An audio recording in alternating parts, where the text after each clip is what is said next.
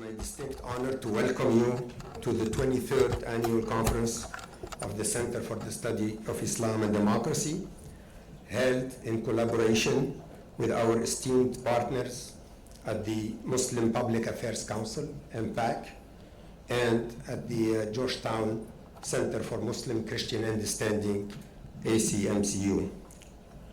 We are deeply grateful for your presence. Scholars, policymakers, civil society leaders, activists, and all those who are committed to building a free, more just, and more peaceful Muslim world. Your presence here today is not only appreciated, it's meaningful. Because in today's climate, to show up and speak up is an act of courage and determination. Let me begin by stating unequivocally that we are gathering at a moment of profound crisis and consequence. Across the Middle East and the broader Muslim world, authoritarian regimes are escalating their efforts to entrench power. They are eroding rights, dismantling institutions, and extinguishing the voices of dissent. Constitutions are being rewritten, sometimes in a matter of 1 or 2 days by one single person, such as in the case of CSID in Tunisia. Journalists are being imprisoned. Political parties are being banned. Surveillance states are expanding. Entire societies are being hollowed out. Tragically, this is often done in our name, under the guise of preserving stability, frequently with the tacit approval or direct support of Western allies, including the United States and European governments. Let us be clear, dictatorship is not stability, and repression is not reform. Authoritarianism is not the solution, it is the root of the problem.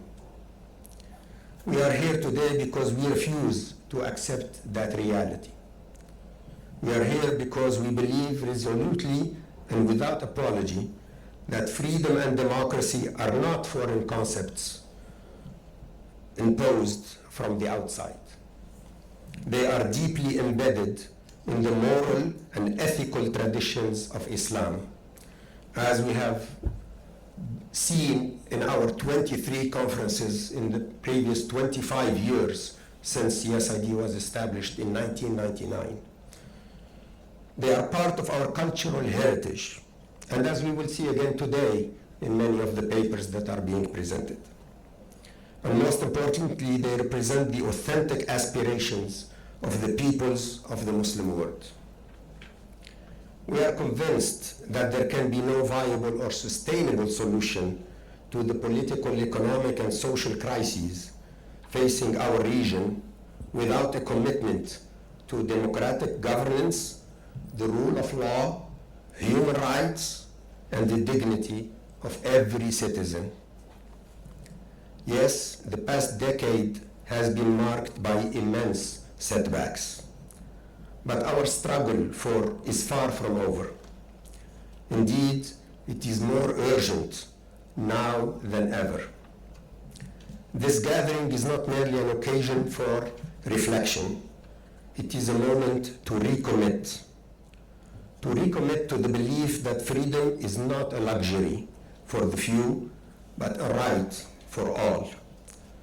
To recommit to the millions of courageous individuals, young and old, men and women, who continue to demand their voice be heard, often at great personal cost and risks. To recommit to the vision of the Arab Spring, not as a fleeting episode, but as a generational movement for justice and self-determination. Yes, the path ahead is long and arduous, but the alternative is a future defined by greater repression, greater inequality, and greater instability. If we abandon this struggle, we abandon our people and their future. We must not give up.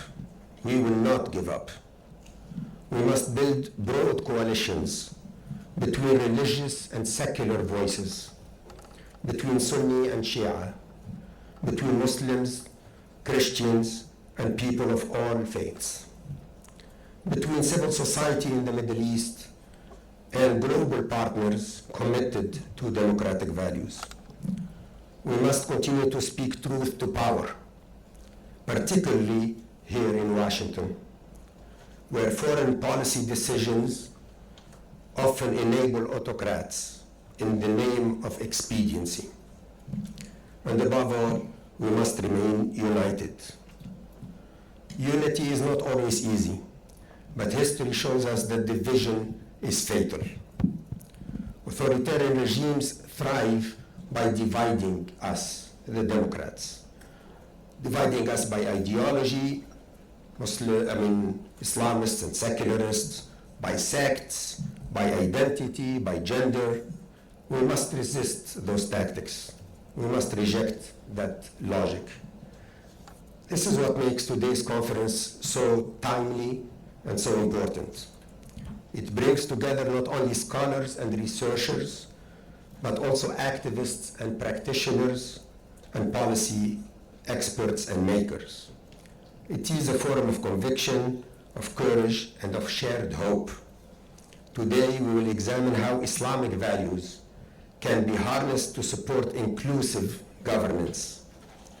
We will hear about the ongoing struggles for freedom in Syria.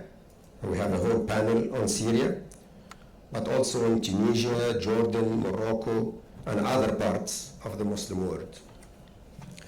We will interrogate the role of the US and Western policies in either enabling authoritarianism or in reversing it.